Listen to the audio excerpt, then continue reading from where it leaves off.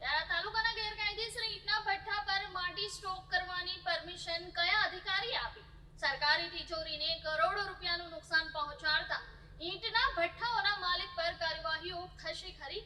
તાપી જિલ્લાના નિઝર, કુકરમુંડા, ઉચ્છલ, ઉકાઈ, સોનગઢ, વ્યારા, વાલોડ અને ડોલવણ તાલુકાઓમાં આદિવાસીઓની 73 એ જમીનમાં ગેરકાયદેસર ઈંટના ભઠ્ઠાઓ મોટા પાયે ચાલી રહ્યા છે. કોઈ પણ સક્ષમ અધિકારીની મંજૂરી વિના આ ભઠ્ઠાઓ માત્ર કૃષિ જમીન જ નહીં પરંતુ રહેણાંક વિસ્તારોમાં પણ ધમધમી રહ્યા છે, જેના કારણે પર્યાવરણ, પ્રદૂષણ અને માનવ આરોગ્ય પર ગંભીર અસર થવાની આશંકા વ્યક્ત થઈ રહી છે.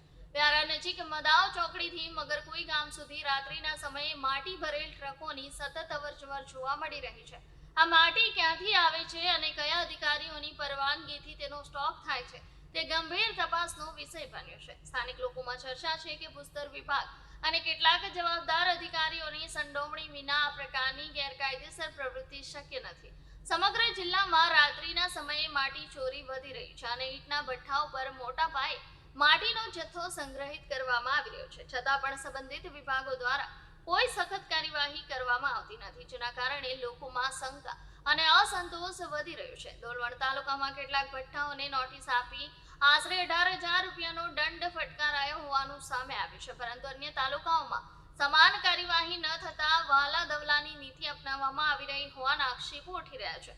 વ્યારા અને આસપાસના વિસ્તારોમાં હજી સુધી એક પણ ભઠ્ઠા સામે કડક પગલાં લેવામાં આવ્યા નથી. સ્થાનિક લોકો અને જાગૃત નાગરિકો વારંવાર અધિકારીઓનું ધ્યાન દોરતા હોવા છતાં કોઈ અસરકારક પગલાં લેવામાં નથી આવતા, જેના કારણે અધિકારીઓની નિષ્ક્રિયતા અને સંભવિત મિલીભગત અંગે લોકોમાં ભારે રોષ ફેલાયો છે. હવે આ સમગ્ર મામલે નિષ્પક્ષ તપાસ કરી ગેરકાયદેસર ઈંટના ભઠ્ઠાઓ અને માટી ચોરી પર કડક કાર્યવાહી કરવાની માંગ ઉઠી રહી છે.